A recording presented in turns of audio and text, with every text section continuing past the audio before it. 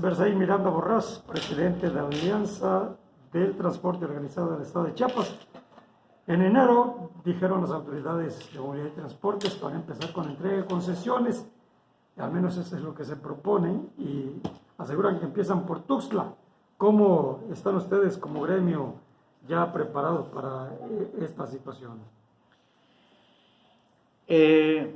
Ningún inconveniente, obviamente, de parte de la organización que me honro en representar aquí en el Estado, siempre y cuando se respeten los acuerdos que ya existen.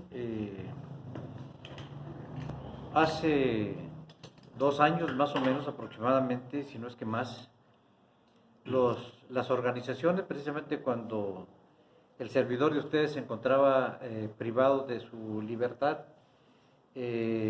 firmaron un convenio, desde luego fue en la administración pasada realmente ese acuerdo, en donde se establecieron una cantidad específica de concesiones que se iban a otorgar. Obviamente en ese momento pues existía un presidente interino aquí en nuestra organización, y él firmó ese acuerdo, el presidente interino, y nosotros somos institucionales y vamos a respetar ese acuerdo que firmó mi presidente interino, en el caso muy particular de Tuxtla. No así en el interior del estado, porque sabemos que ahí hay mucho conflicto.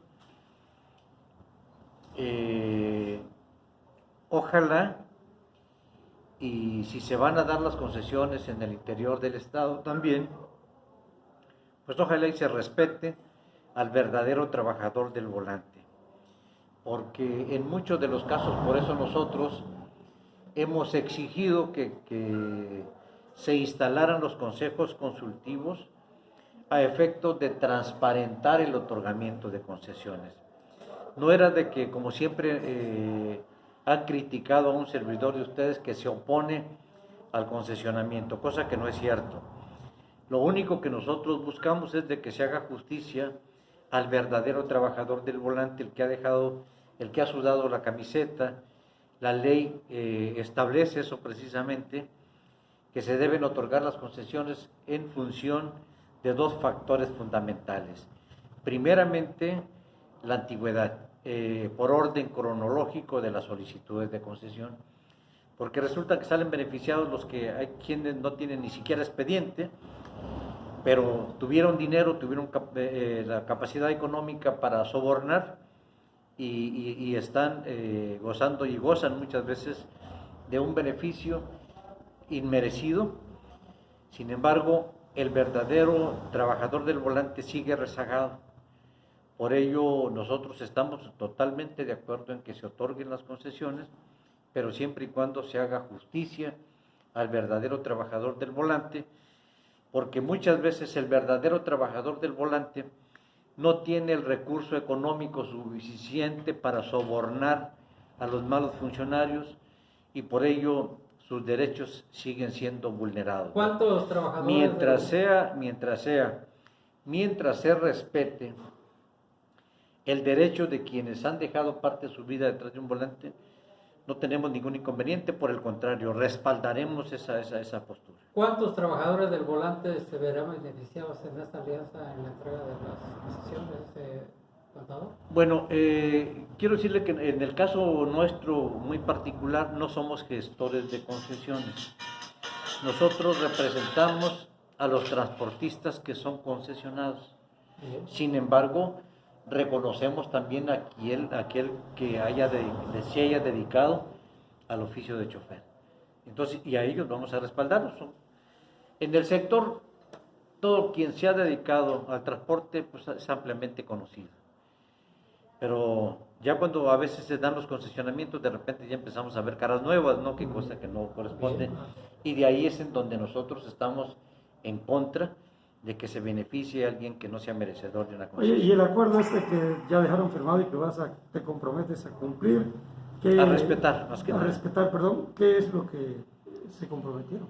Que se iban a otorgar si mal no recuerdo, creo que en 1080 concesiones en la modalidad de taxi. Es el único acuerdo que hay y en ese sentido en donde pues estuvieron de acuerdo todas las organizaciones.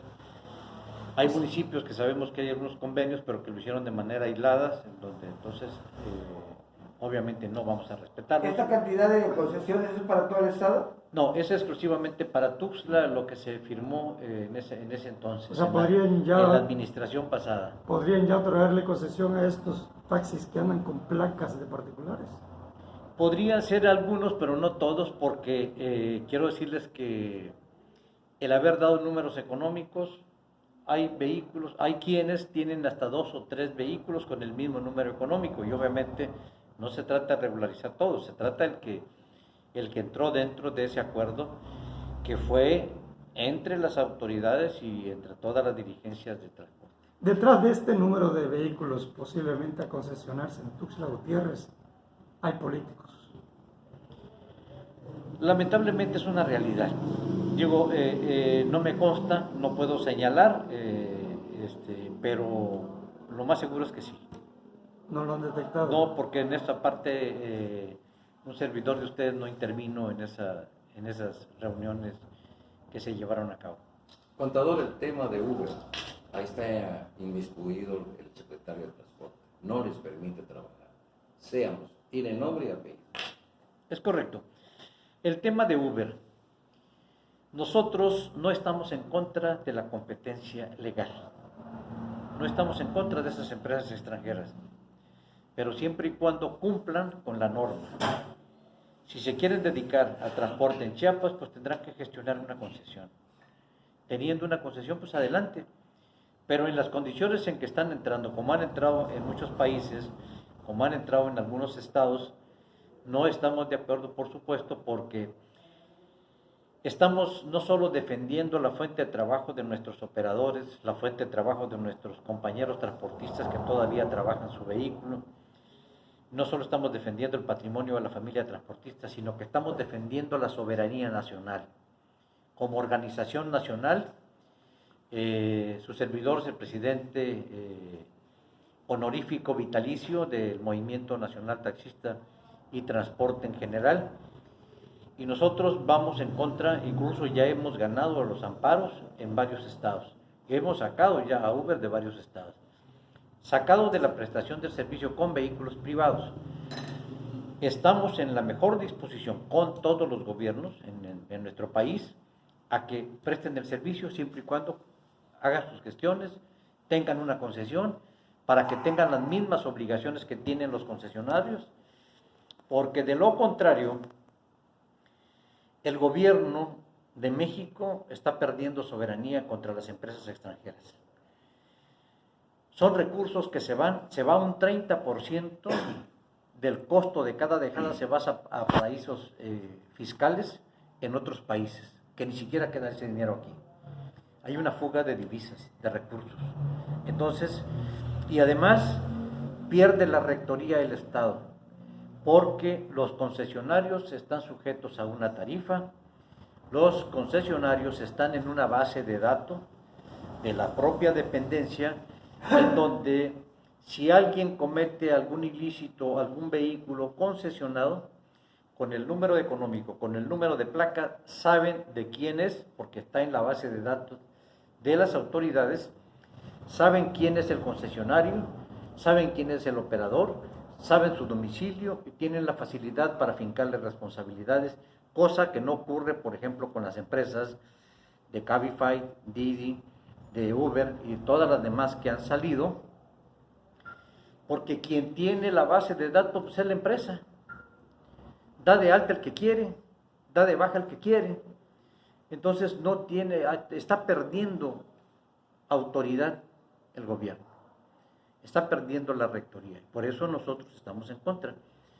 Y obviamente, en el caso muy particular de Chiapas, pues la ley es clara al precisar que para prestar un servicio público de transporte se requiere de una concesión. Y en este caso en particular, ellos argumentan que es un servicio privado, porque es entre particulares. Pero la ley es clara también al señalar cuál es un servicio privado. Es decir, si yo tengo mi vehículo y puedo llevar a mi vecino, a mi amigo, un pariente, y lo puedo llevar a donde quiera, siempre y cuando no le cobre el costo del servicio. Desde el momento en que ya tiene un costo, la prestación del servicio lo convierte en automático en transporte público, porque lo está ofertando ya al público. Entonces ellos disfrazan que es un servicio privado cuando en realidad no es privado porque tiene un costo, tiene una contraprestación. Y eso es en lo que estamos en contra. La competencia, bienvenida, siempre y cuando gestionen sus concesiones. Cuando tengan sus concesiones, pues adelante a competir con nosotros. Y aquí será un gran reto para nuestros compañeros transportistas, también para que hagamos el esfuerzo de prestar un servicio de calidad, prestar un servicio decoroso como merece la sociedad. Esto nos va a obligar a ponernos las pilas. Muchas gracias, Mercedes. Al contrario.